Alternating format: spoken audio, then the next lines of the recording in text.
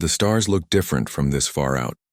Captain Jake Morrison stood on the bridge of the Defiant, watching the view screen display a sight no human had ever seen before. The ship hummed quietly around him, its engines holding position exactly where the aliens had told them to wait. 3 weeks ago, Earth had received the message. It came through every radio, every television, every device capable of receiving a signal. The translation was perfect, which meant whoever sent it understood humanity very well. The message was simple. Humanity was invited to meet the Galactic Council. Coordinates were provided. A time was set. The message made it clear this was not optional. Jake had been chosen to command the first ship to make contact. The Defiant was humanity's pride, the first vessel capable of faster-than-light travel. It had taken 30 years to build, representing the combined effort of every nation on Earth. Now it carried humanity's hopes into the unknown. "Captain, I'm reading something on sensors," said Lieutenant Kevin Martinez from his station. "It's big." "Really big?" Jake watched as the shape appeared on the screen. At first he thought it was a space station. Then he realized it was moving. The alien ship was massive beyond comprehension. The Defiant could fit inside it hundreds of times over. Lights glowed across its surface in patterns that seemed almost organic. "They're hailing us," Kevin said, his voice tight with tension. "Put them through," Jake ordered. The view screen changed. An alien face appeared, and Jake felt his breath catch. The creature was tall and thin, with skin that seemed to shimmer between blue and purple. Its eyes were large and dark, showing no emotion that Jake could read. When it spoke, the words came through in perfect English. "Human vessel, you will dock at the coordinates we transmit. Your delegation will board our ship. You have 1 hour." The connection ended before Jake could respond. Ambassador Lisa Garrett joined Jake as the Defiant moved toward the docking port. She was a career diplomat who had negotiated peace treaties and trade agreements across Earth. But nothing in her experience had prepared her for this. Beside her stood Colonel Ben Hughes, a military advisor with sharp eyes and a careful manner. Dr. Amy Palmer, a language expert who had spent years studying the message from the stars, completed the team. "Whatever happens, stay calm," Lisa said as they prepared to leave the Defiant. "We represent all of humanity today." The airlock opened and they stepped into the alien ship. The corridor beyond was enormous, built for beings much larger than humans. The walls glowed with a soft light that seemed to come from everywhere and nowhere. Jake felt small, insignificant, like an insect crawling through a cathedral. They were escorted by silent guards to a vast chamber. 12 platforms ringed the circular room, each holding a different alien species. Some were vaguely humanoid. Others defied description. At the center of the room stood the tallest of them all, the being who had spoken to them from the view screen. "I am Overlord Kethva of the Zephrani," the creature announced. Its voice echoed through the chamber without need for speakers. "I speak for the Galactic Council, the governing body of civilized space. We have watched your species, humanity, as you reached for the stars. Now you have achieved faster-than-light travel. Now you enter our domain." Lisa stepped forward, her voice steady despite her racing heart. "On behalf of Earth and all humanity, we are honored to meet you. We come in peace, seeking friendship and knowledge." Something that might have been amusement crossed Kethva's features. "Peace, friendship, these are pleasant words. But there are rules to galactic civilization, human, rules that all must follow." Another alien, this one covered in what looked like scales, spoke up. "For 50,000 years, the Council has maintained order. We have prevented war. We have stopped chaos. We have kept the peace through law that applies to all species equally. We welcome the opportunity to join such a society," Lisa said carefully. Ben shifted beside her, his military training making him wary of the tone in the room. "Join?" Kethva's voice carried a strange edge. "You misunderstand, human. You do not join the Council. You are integrated into it, and integration requires tribute." The word hung in the air like a threat. Jake felt his stomach tighten. "Tribute?" Lisa asked. A holographic display appeared in the center of the room, showing images that made Jake's blood run cold. Planets stripped of resources, beings working in massive facilities, fleets of ships carrying cargo away from worlds that looked diminished, emptied. "Every species that enters Council space must pay for the privilege," Kethva explained.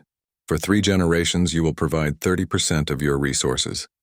Your metals, your minerals, your technology. You will also provide workers, 10 million of your people to serve in Council territories. This is the standard integration protocol. Every species before you has accepted these terms. Amy leaned close to Lisa, whispering urgently. 3 generations for humans means nearly a century. They're asking us to give up a third of everything we have for 100 years. Ben's jaw clenched. And 10 million people? They want us to hand over 10 million human beings. Lisa's diplomatic training kept her face neutral, but inside she was reeling. This wasn't first contact. This was conquest dressed in civilized language. And if we refuse? She asked quietly. The chamber fell silent. Then slowly, Kethva moved closer to the human delegation. Even at a distance, his size was intimidating. Up close, he towered over them like a giant. Refuse? The word seemed foreign in his mouth. No species refuses the protocol. It is not a negotiation, human, it is law. It is the price of civilization. But what if we do refuse? Lisa pressed. What then? Another alien spoke, this one with multiple limbs and eyes that glowed faintly. Then corrective measures are applied. Your world is brought into compliance by force. Your cities are destroyed until you understand the necessity of cooperation. Your population is reduced to a more manageable level. This has happened 17 times in Council history. Each time, the species eventually accepted the protocol. Jake felt rage building in his chest. They were being threatened with genocide if they didn't become slaves. We need time to present this to our government, Lisa said, keeping her voice level. This is a decision that affects all of humanity. We cannot make it alone. Kethva studied them for a long moment. Very well. You have 30 days to deliver your response. Return to your world. Discuss with your leaders. But understand this, humans. The protocol is not optional. Every species pays. Every species serves. This is the way of the galaxy. This has always been the way. The alien gestured, and the guards moved forward to escort them back to their ship. As they walked through the massive corridors, Ben spoke quietly. They're giving us a month to decide between slavery and extinction. Not decide, Amy corrected.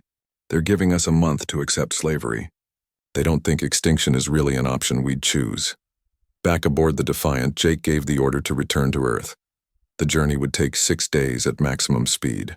He sat in his quarters staring at the stars, thinking about what awaited them at home. When they reached Earth, the delegation was brought immediately to an emergency session of the United World Government. President Claire Davidson listened to their report with a face that grew harder with each word. Around the table sat representatives from every nation, every continent, every culture on Earth. Let me make sure I understand, President Davidson said slowly. They want a third of everything we have. They want 10 million of our people, and this continues for 100 years. That's correct, Madam President, Lisa confirmed. And if we refuse, they destroy us. They have a fleet, Ben added. We saw it on their data. 200 warships are stationed in the nearest council sector. The aliens called it a peacekeeping force. Each ship is larger than anything we've ever built. The room erupted in arguments. Some delegates demanded immediate compliance. We can't fight them, someone shouted. We'll all die. Others refused to even consider surrender. We'd be condemning our children and grandchildren to slavery, another voice rang out. We'd be giving up our freedom without a fight. General Ryan Cole, commander of Earth's Unified Defense Forces, stood and waited for silence. When he spoke, his voice was calm but firm. I've spent the last 3 weeks preparing for this exact scenario. We knew the first aliens we met might not be friendly. We have options. Options? Someone scoffed. Against technology 50,000 years more advanced than ours? Advanced doesn't mean unbeatable, Ryan replied. It means predictable. An empire that's been in power for 50,000 years has grown, comfortable, complacent. They expect submission because they've always received it. President Davidson looked at the general with sharp interest. What are you suggesting? I'm suggesting we don't decide until we know all the facts. Give me 25 days. Let me show you what we've been working on. Then we make an informed choice. The vote was close, but it passed. For 25 days, Earth's leaders were shown secrets that had been kept even from them. Projects hidden in orbital facilities and underground bunkers. Weapons designed not for human enemies, but for threats from the stars. On the 26th day, another vote was called. This time it wasn't close. The decision was unanimous. On the 29th day, President Davidson sent a message to the silence after the chaos was somehow worse. Overlord Kethva stared at Lisa, as if she had spoken in a language his translator couldn't process. Around the chamber, aliens made sounds of confusion, anger, and what might have been fear. Some were speaking rapidly to each other in their own languages. Others simply watched, frozen in disbelief. "Repeat what you said," Kethva finally demanded. His voice had lost its smooth confidence. Now it carried an edge of something dangerous. Lisa stood perfectly still, her hands at her sides, her expression calm. "No, humanity declines your protocol. We will not pay tribute. We will not surrender our people. We will not bow to your demands." An alien with 6 arms and crystal-like skin stepped forward from one of the platforms. "This is impossible. The translation must be wrong. No species refuses the protocol. It is law, it is order. It is the foundation of galactic civilization." Amy moved closer to Lisa, ready to support her ambassador, but Lisa didn't need help. She had practiced these words for days, knowing they would change everything. "The translation is correct," Lisa said clearly. "Humanity understands your protocol perfectly. We understand what you're demanding, and our answer remains the same. No." Kethva's skin shifted from blue-purple to something darker, angrier. "You do not comprehend the consequences of your words, human. Perhaps you need to see what happens to species that resist council authority." The holographic display activated again. This time it showed planets burning, cities reduced to rubble, populations fleeing in terror as massive ships rained destruction from orbit. The images were meant to inspire fear, to show the overwhelming power of the council's military might. Jake watched from his position near the chamber entrance. He saw Lisa's shoulders tense slightly, the only sign that the images affected her. But when she spoke again, her voice was steady. "We understand perfectly what you're threatening us with. You're saying that if we don't become your slaves willingly, you'll kill us until we do. You're offering us a choice between submission and extermination. But here's what you don't understand. There's a third option." "There is no third option," Kethva snapped. "There is compliance or there is correction. Those are the only paths. The third option," Lisa continued, "is resistance. You can threaten us. You can attack us, but you cannot make us surrender our freedom. And if you try to take it by force, we will fight you. We may lose. We may die, but we will die free." The chamber exploded with noise again. Aliens shouted in dozens of languages, their translators struggling to keep up. Some seemed outraged by humanity's defiance. Others appeared genuinely confused, as if the concept of resistance was completely foreign to them. Colonel Ben Hughes stepped forward to stand beside Lisa. His presence was a silent message. Humanity's military stood behind this decision. Amy joined them on the other side, representing humanity's knowledge and determination. Kethva raised one long arm, and the chamber fell silent. When he spoke, his voice was cold and hard. "You speak of dying free as if it is noble. It is merely foolish. Your species is young, ignorant of the realities of galactic power. You have one ship. We have millions. You have no weapons that can threaten us. We have the ability to turn your entire planet to ash." "Perhaps," Ben said, speaking for the first time since entering the chamber. "But you're assuming we've been sitting idle while you made your demands. You gave us 30 days. We used them well." A different alien, one covered in what looked like thick fur, laughed. It was a harsh, mocking sound. 30 days? You think you can build a defense against 50,000 years of advancement in 30 days? You are not just defiant, humans. You are delusional." Lisa smiled slightly, and that smile contained something that made several aliens shift uncomfortably. 30 days wasn't when we started preparing. That was just when we stopped hiding what we'd already built. Kethva leaned forward, his massive form looming over the human delegation. "Explain." "No," Lisa said simply. "You'll see soon enough. But understand this. Humanity has met conquerors before. Throughout our history, there have always been empires that demanded submission. There have always been powers that used fear and violence to control others. And do you know what we learned from all of those empires?" She paused, looking around at the assembled aliens. They all fell. Every single one. Because there's always someone willing to say no. There's always someone willing to stand up. And once one person stands, others follow. Your protocol has worked for 50,000 years, not because it's just or right, but because no one has challenged it. Until now. The scaled alien who had spoken earlier moved to the edge of its platform. "You think you are the first to feel this way? 17 species have resisted. All were brought to compliance. Some no longer exist as independent civilizations. Others were reduced to scattered survivors. You will be the 18th. Maybe, Jake said, surprising himself by speaking. All eyes turned to him. Or maybe we'll be the first. Maybe 50,000 years of easy victories has made you forget how to fight a real war. Maybe you've grown soft, comfortable, assured of your own superiority. We're about to find out. Kethva straightened to his full height. You have 48 hours to reconsider. I will send a fleet to your system. When you see our power arrayed against you, when you watch our ships fill your sky, you will understand the futility of resistance. You will beg to accept the protocol. They all do in the end. They're not us, Lisa said quietly. The Overlord gestured and guards moved to escort the humans from the chamber. As they walked back through the massive corridors, Amy was shaking slightly. The reality of what they'd just done was sinking in. We just declared war on an empire that's ruled the galaxy for 50,000 years, she whispered. No, Ben corrected. We just refused to be slaves. They're the ones declaring war. Back aboard the Defiant, Jake gave the order to return to Earth at maximum speed. They needed to get home before the Council fleet arrived. As the ship jumped to faster-than-light travel, the crew was silent, each lost in their own thoughts about what was coming.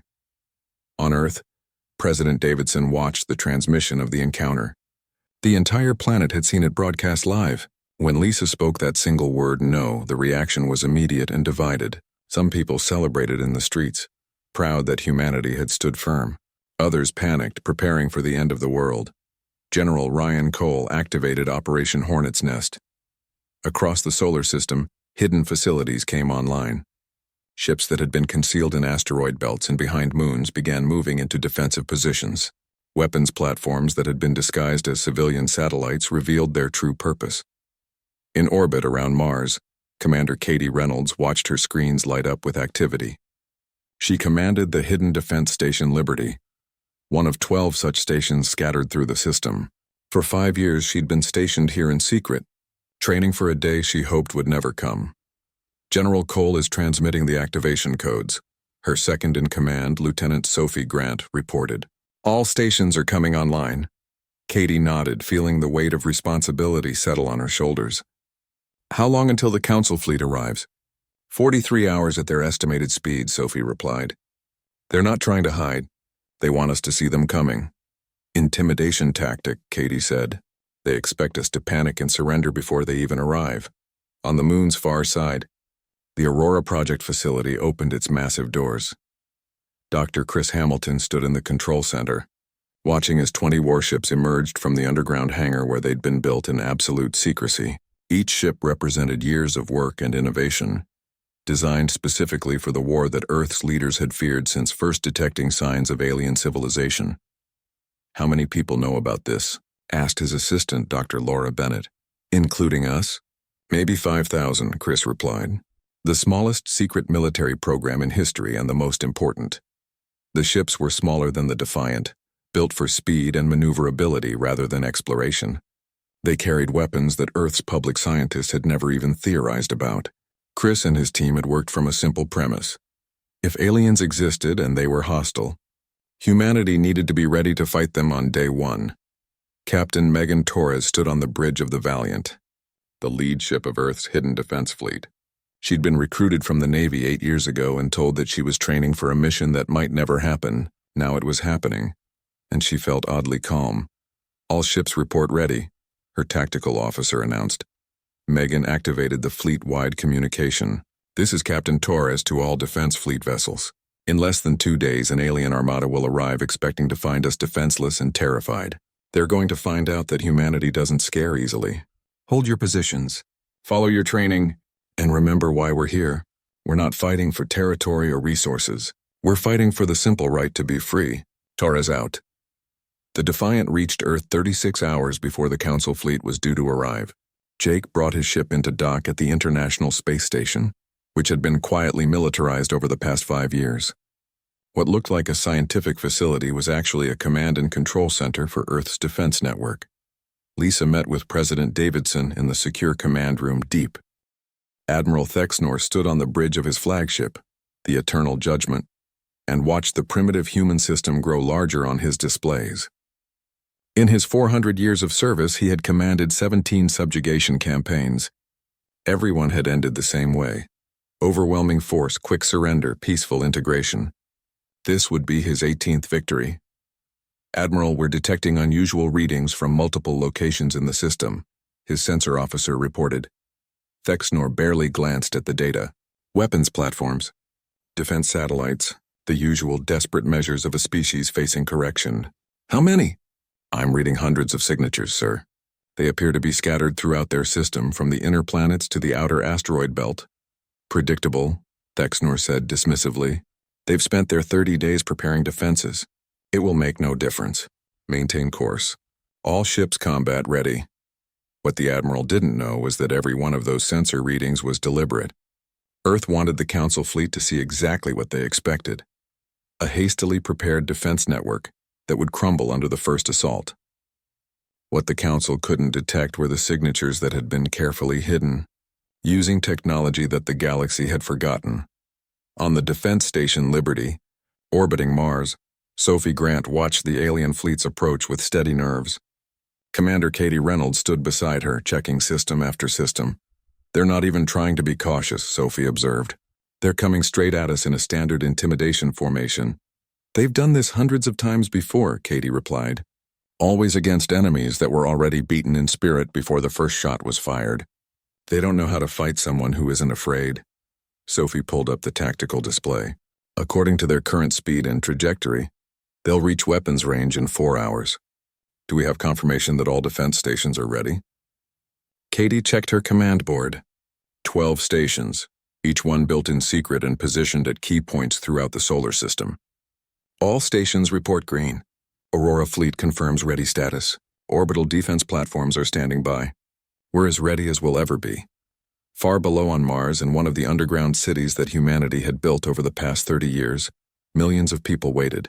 The civilian population had been evacuated from Earth orbit and resettled in the deep shelters that had been prepared for exactly this scenario. Not because Earth expected to lose, but because Earth planned for every possibility. Dr. Chris Hamilton sat in the Aurora Project's main control room, reviewing the data one final time. His team had spent 5 years developing weapons based on a simple question: what would work against an enemy with superior technology? The answer had been both simple and terrifying.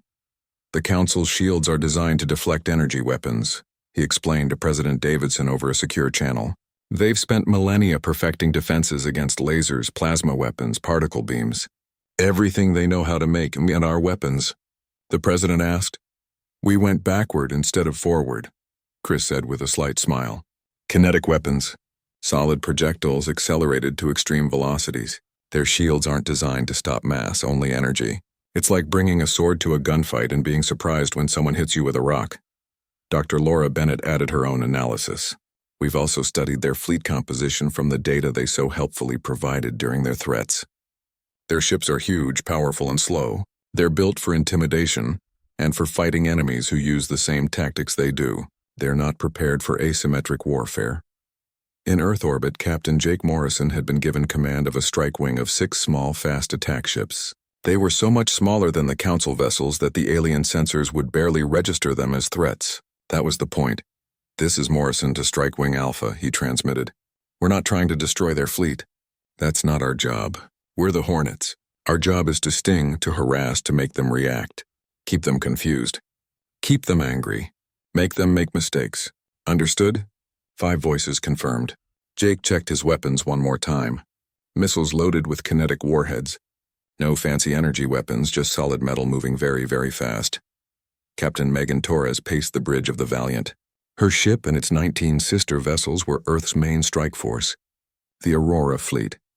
Each ship was built around a single weapon that Chris Hamilton's team had perfected, a magnetic accelerator that could launch a solid slug at 20% of light speed.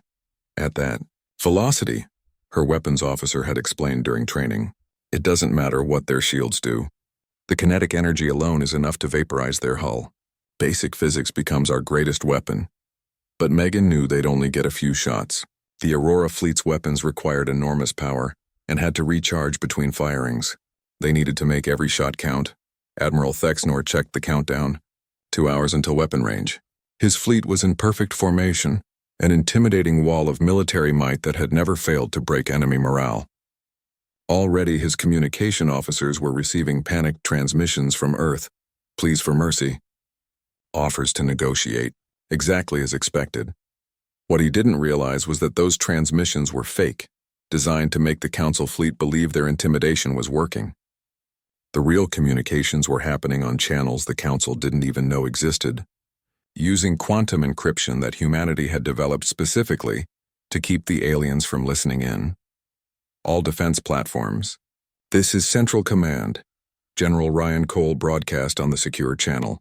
Enemy fleet will enter maximum engagement range in 90 minutes. Hold fire until my signal. Let them get comfortable. Let them think they're winning. Then we show them what Hornets can do. Commander Alex Wright led the bomber squadron positioned near Jupiter. His 12 ships were loaded with specialized missiles designed to exploit what Laura Bennett called the arrogance gap. Their point defense systems are designed to stop massive volleys from capital ships, she'd explained. They're not calibrated for dozens of small, independently maneuvering targets.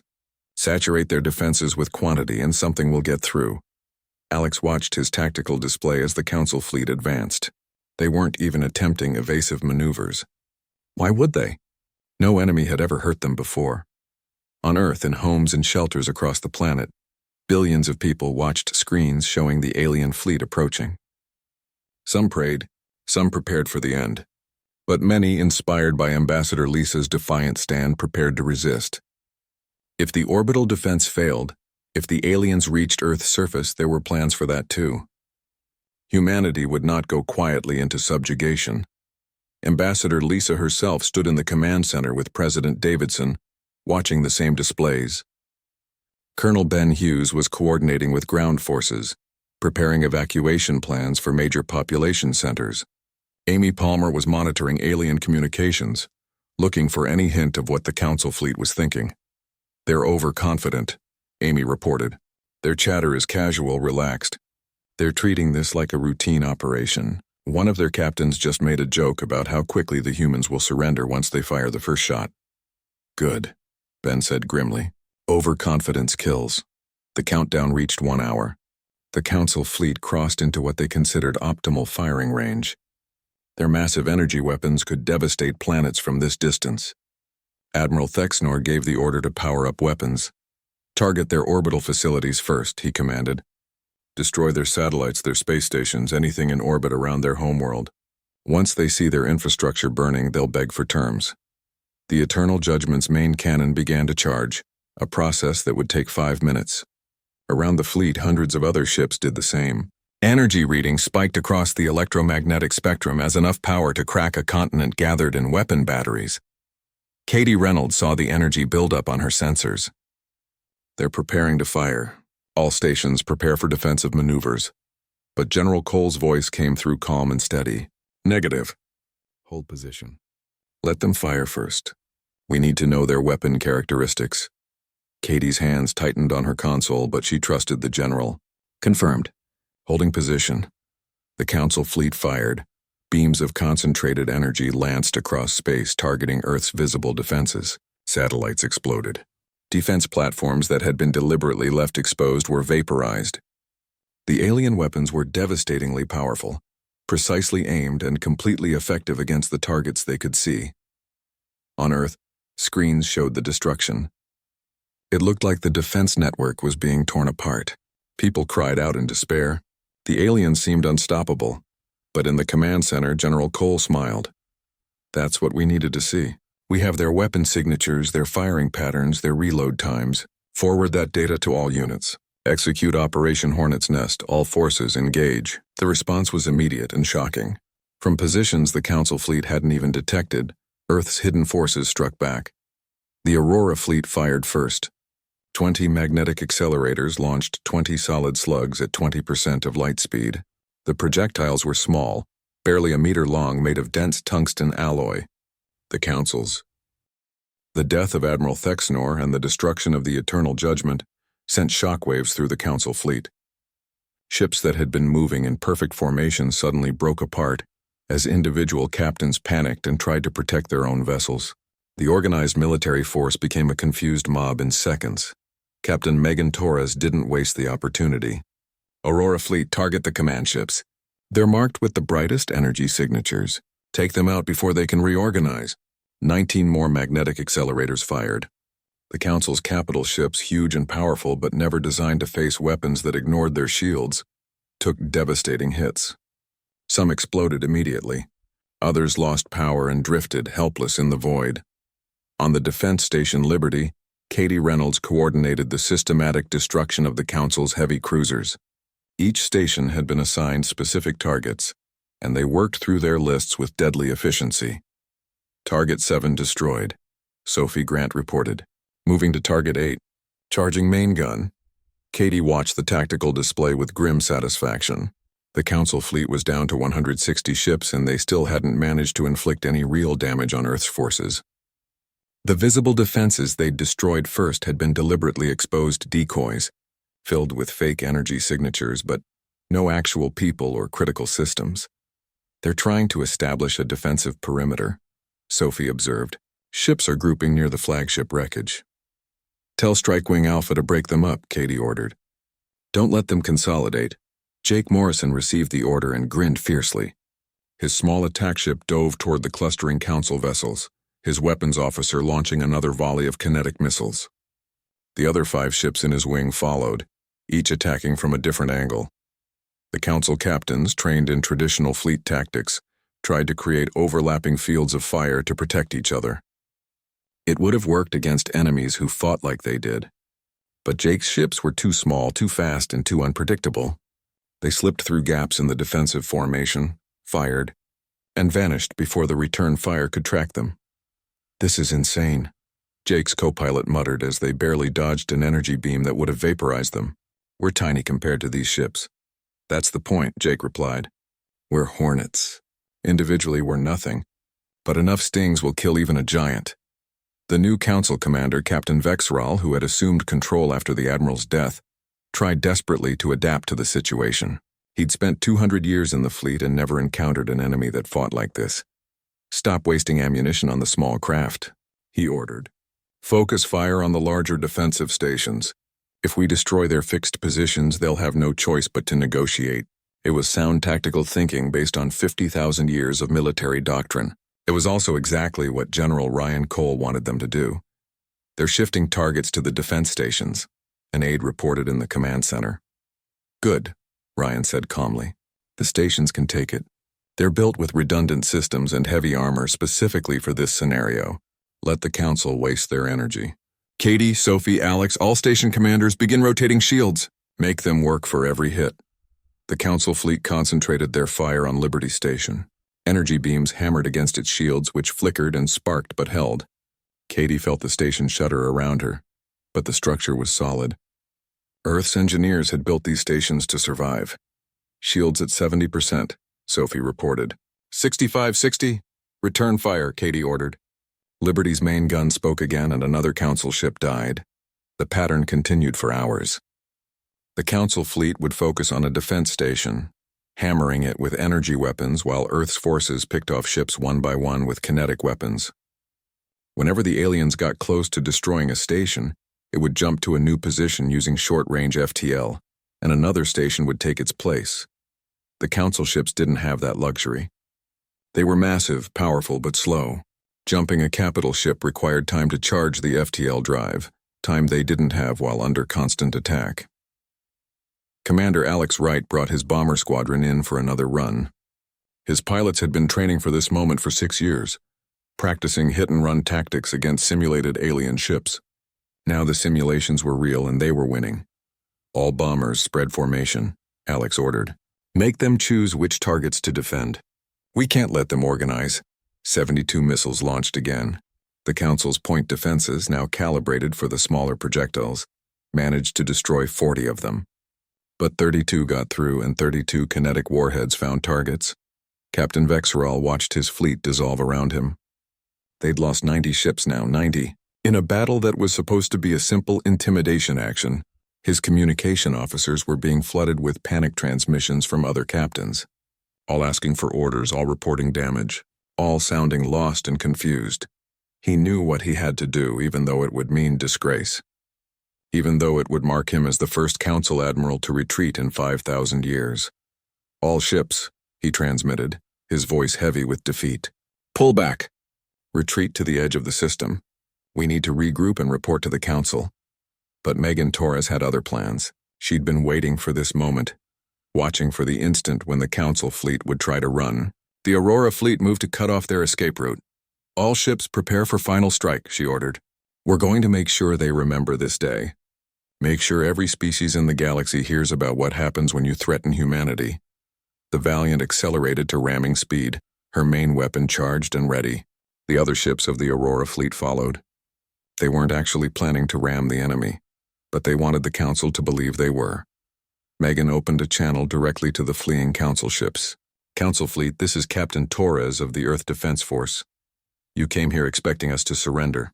You came here believing we would accept slavery to save our lives. But I want you to understand something. Every human on Earth, every man, woman, and child voted on whether to fight you or surrender. And do you know what the vote was? She paused for dramatic effect. On Earth, billions watched the transmission. In the council fleet, terrified alien crew members listened.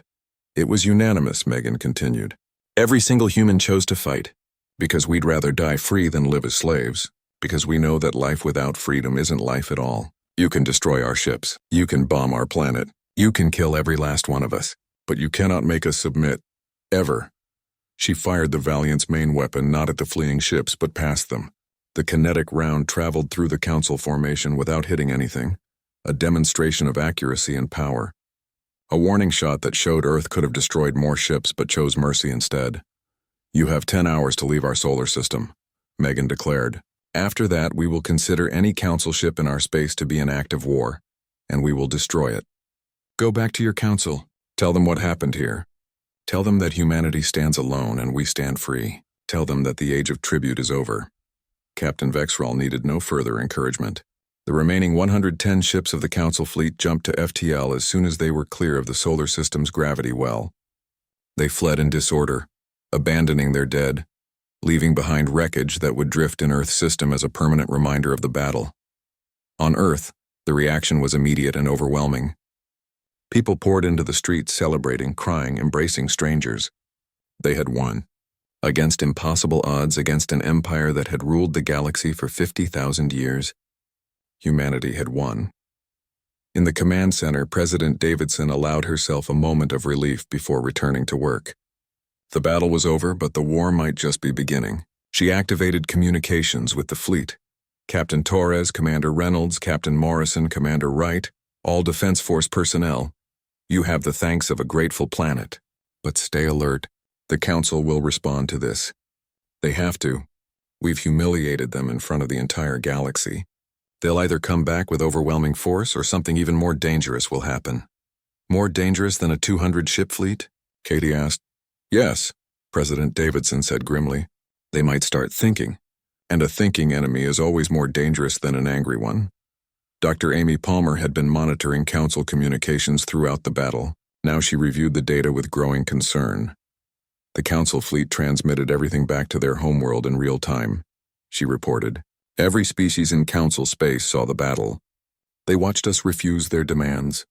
They watched us fight back. They watched us win. Is that bad? Lisa asked. I don't know, Amy admitted. It depends on how other species react. We've just proven that the Council can be beaten. That might inspire others to rebel, or it might scare them into even deeper submission. Dr. Chris Hamilton was already analyzing the wreckage from destroyed Council ships that had been captured by Earth's recovery teams. What he found surprised him. Their technology isn't actually superior to ours, he told President Davidson in a private briefing. It's just different. They developed energy. The news of humanity's victory spread through Council space like wildfire. Within days, every species in the galaxy knew what had happened at Earth. The story was told and retold, growing in the telling. Humanity, a species that had just achieved FTL travel, had defeated a Council fleet. The tribute system, unchallenged for 50,000 years, had been refused, and the galaxy began to change. On the Council homeworld, Overlord Kethva convened an emergency session. The 12 species that ruled the galaxy gathered in their chamber, and for the first time in living memory they were afraid. This is a crisis unlike any we have faced, Kethva declared. We have lost 90 ships and 40,000 crew. But worse, we have lost something more valuable: the appearance of invincibility. Every species in our domain watched us fail. They watched these humans refuse our demands and survive. They watched us retreat. The scaled council member spoke up. We must respond with overwhelming force. Assemble every ship we have. Gather a fleet of 1,000 vessels and reduce Earth to rubble. We must show the galaxy what happens to those who defy us. But another voice objected. It came from Ambassador Vera of the Celtic Republic, a species that had been integrated into the Council 300 years ago. She was young for a council representative, and she rarely spoke at these meetings. But now she stood. Perhaps the problem is not that humanity refused, she said carefully. Perhaps the problem is that we demanded. The chamber fell silent. No one had ever questioned the tribute system at a council meeting before. Explain yourself, Kethva ordered. The humans studied our history, Vara continued. They found records of the 17 species that resisted before. They learned what happened to those who said no. And they chose to fight anyway. Why? Because they believed that freedom was worth dying for. How do you defeat an enemy with that mindset? By destroying them utterly, the scaled council member insisted. Or, Vara said quietly, by questioning why we need to destroy them at all. The tribute system was created to prevent any single species from becoming powerful enough to challenge the founding members of the council. But in doing so, we've created something worse. We've built an empire that requires constant subjugation, and now for the first time we face an enemy that refuses to be subjugated. Over the next week, something unprecedented happened. 3 species sent official communications to the council, requesting to negotiate their tribute obligations. They cited humanity's example. If Earth could refuse and survive, why couldn't they? The council denied all 3 requests and sent enforcers to ensure compliance. But the enforcers found something unexpected: resistance. Not military resistance, not yet, but populations that were no longer willing to accept tribute without question. Workers who moved slower, officials who delayed shipments. Subtle acts of defiance that cumulatively slowed the tribute system to a crawl. On Earth, President Davidson received an encrypted transmission from an unknown source. When Dr. Amy Palmer decrypted it, they discovered it was from Ambassador Vera. She wants to meet, Amy said, surprise in her voice. In secret. She says she represents a coalition of younger species within the council, species that want to discuss an alternative to the tribute system. Lisa Garrett, who had been preparing for Earth's defense against an inevitable second attack, looked up sharply. Is it a trap? Possibly, Amy admitted. But her message includes information about council fleet movements that we've verified as accurate. She's giving us intelligence. That suggests she's serious. President Davidson made a decision. Set up the meeting, but in our space, on our terms. If they want to talk, they can come to us. 2 weeks after the battle, a small council diplomatic ship arrived at the edge of Earth's solar system. It carried only Ambassador Vera and a small staff. No weapons, no military escort. Just a diplomat willing to risk everything for a conversation. The meeting took place aboard the Defense Station Liberty. Katie Reynolds commanded the station's security, making sure that if this was a trap, the aliens would regret it. But when Ambassador Vera stepped into the conference room, she seemed genuinely hopeful, not hostile. Thank you for seeing me, Vera said through her translator. She was shorter than most council representatives, with silver blue skin and large eyes that conveyed surprising emotion. I represent 37 species within council space. We are all integrated members, paying tribute as our ancestors agreed. But your example has shown us something we had forgotten, that we can say no. Why haven't you? Lisa asked directly. Fear, Vera replied honestly. The same fear that almost made you surrender. We watched what happened to the 17 species that resisted. We saw planets burned and populations enslaved. We learned that obedience was safer than rebellion. And generation after generation, we accepted tribute as the price of peace. She activated a holographic display showing council space. But now we've seen something different. We've seen Earth refuse and survive. We've seen the council fleet retreat. And we've realized something important. The tribute system doesn't keep peace. It enforces submission. Those are not the same thing. President Davidson leaned forward. What exactly are you proposing, Ambassador? An alliance, Vara said. Not a military alliance, not yet. But a diplomatic one. A coalition of species who believe there should be another way. We cannot fight the council openly. We lack the military strength. But if enough of us stand together, if enough of us refuse to pay tribute, the system will collapse on its own. Katie Reynolds, listening from her security station, spoke up. You're asking us to help you start a revolution. I'm asking you to help us choose freedom, Vera corrected. The same choice you made when you said no. Over the next month, more species made contact with Earth. Some were sincere, seeking genuine alternatives to the tribute system. Others were spies trying to learn Earth's military secrets. President Davidson's new Secretary of Interstellar Affairs, Katie's former colleague Nicole Parker, had the difficult job of sorting them out. We're becoming a symbol, Nicole explained in a cabinet meeting. Every species that's tired of paying tribute sees us as proof that resistance is possible. But we're also a target. The Council can't let us continue to exist without responding. It makes them look weak. General Ryan Cole had been preparing for exactly that scenario. Earth's military had expanded rapidly, with new ships under construction in orbital facilities and weapons platforms being deployed throughout the system. We won the first battle because we had surprise and superior tactics, he explained. We won't have those advantages next time. The Council will study our weapons. They'll develop countermeasures. They'll come back prepared. We need to stay ahead of them. Dr. Chris Hamilton's team was already working on next-generation weapons, but he was thinking about more than just military technology. The real question isn't whether we can win another battle, he said. It's whether we can build something that makes battles unnecessary. Some alternative to the Council's empire that other species will want to join. That alternative began to take shape in meetings between Earth and the coalition species. Ambassador Lisa Garrett found herself negotiating the foundation of something new, a federation based on voluntary cooperation rather than forced tribute. Each species maintains complete sovereignty, she proposed at one meeting. No tribute, no mandatory contributions.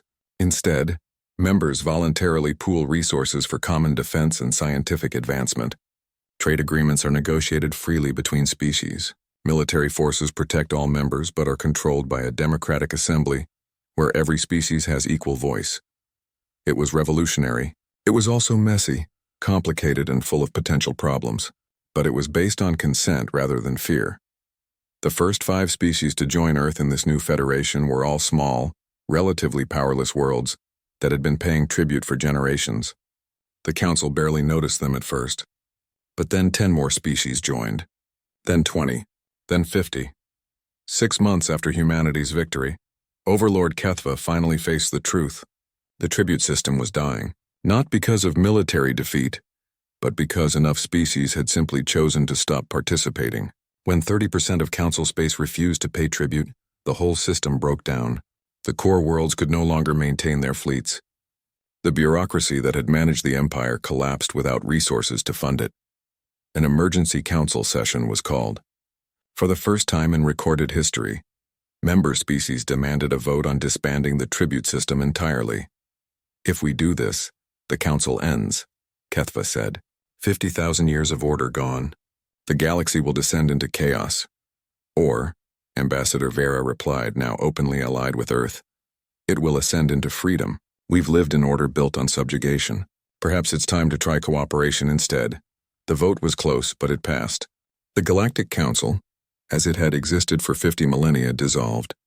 In its place, the Free Species Alliance was officially formed, with Earth as one of its founding members, but no single species holding ultimate power. The transition was not smooth. Some of the old Council powers refused to accept the change. They maintained their own territories, diminished but defiant, watching from the edges of known space. General Cole kept Earth's military strong, knowing that peace was not guaranteed. But across the galaxy, something remarkable happened. Species that had been isolated by the